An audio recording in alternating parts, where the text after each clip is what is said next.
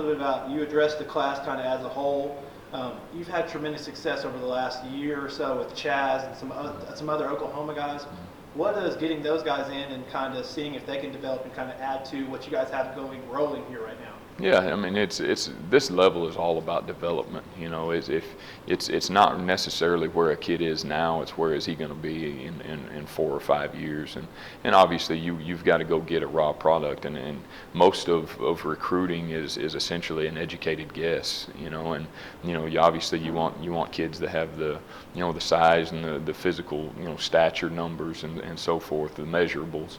But the big thing that you have to do, in our opinion, is you have to recruit everybody, and when you get that entire picture, that's when you can kind of tell whether a kid's going to fit within your program and going to be able to develop the way that you want them to. So I think that our coaches here at UCO have done an outstanding job of that, and finding a culture and a kid that fits our culture, and a kid that has the same beliefs that we do, and I think that's a big piece of this thing. Yeah, I mean we're essentially surrogate parents, and we take a great deal of pride in that the parents and the coaches have trust in us that we're gonna do right by their young man, and that we're gonna put him in positive situations, both academically and socially, and also athletically, and we've been able to do that. If we recruit the right kid, oftentimes the football takes care of itself, and we believe in that a great deal. Is we're going to make sure that we're developing the whole kid, not just the athlete, and it takes a special kid to be able to do that, and there's some kids that we do not recruit because of that reason.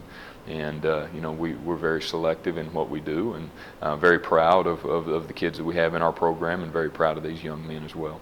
This is, it's kind of our own holiday. To be honest with you, you get Thanksgiving, you get Christmas, and National Signing Day. So I think the kids are no different, than what we are.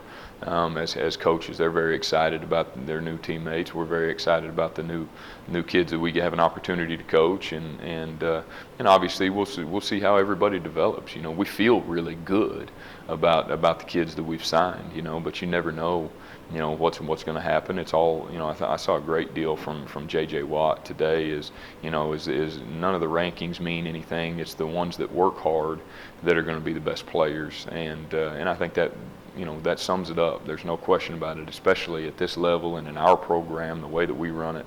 If a young man is willing to come and work and do the things that we ask him to do, is willing to go to class, he's willing to be a great teammate, then he's going to be successful here. And I don't care if a kid starts as a walk-on.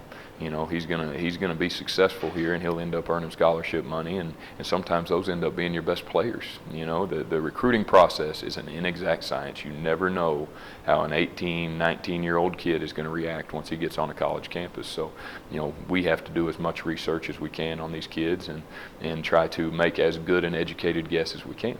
All of our coaches really, every one of us have education backgrounds, and it's very important for us to be able to teach. And once we get in that room, that is our job, is to teach football. And when those kids get out on the field, it's up to them. That's their test.